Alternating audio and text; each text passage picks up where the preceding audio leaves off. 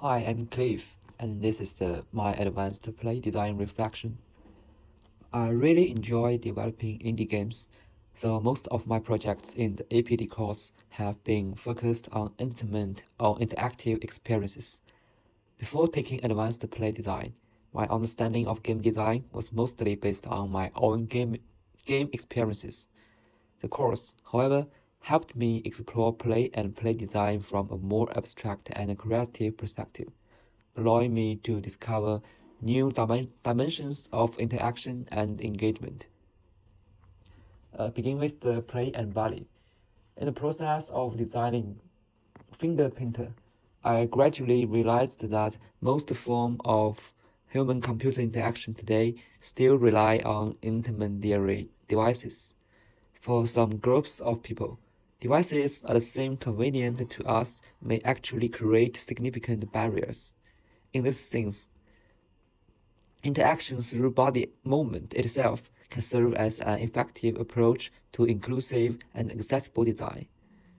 This observation aligns with embodied interaction theory, which suggests that physical movement and bodily engagement are essential components of meaningful interaction. It also connects with principles of inclusive design, emphasizing the importance of creating interfaces that are usable by people with diverse abilities. Then comes to the play and place. This theme helped me reconsider space and place in game design.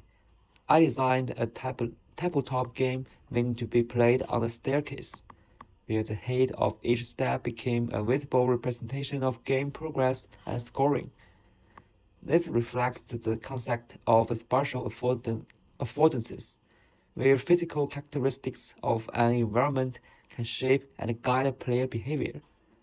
It also resonates with situated cognition, which emphasizes that learning and interaction are grounded in the physical and social context.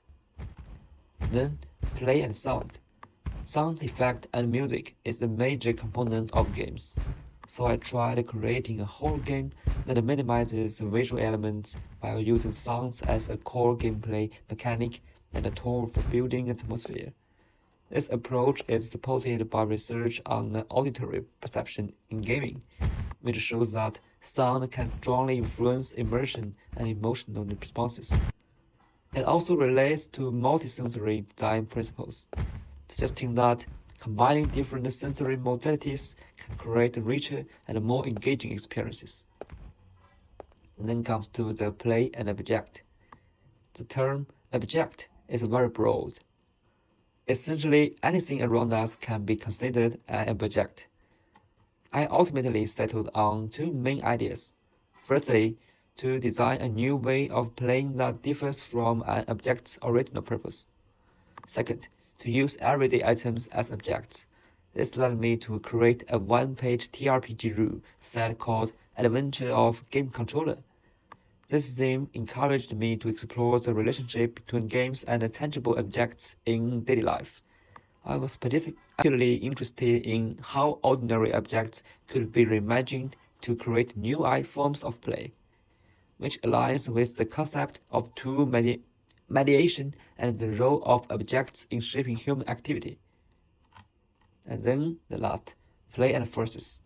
Forces is a very abstract concept, so I tried to understand it from multiple perspectives. Then I realized that forces could also represent power. Why not create a game that simulates power itself in an abstract way? Inspired by the indie game Rings, I designed a minigame called National Forces Cards.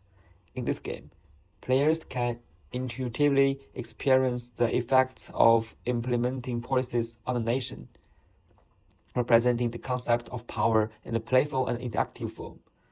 This approach connects with procedural rhetoric, which argues that games convey meaning through rules and mechanics, allowing players to experience abstract concepts directly.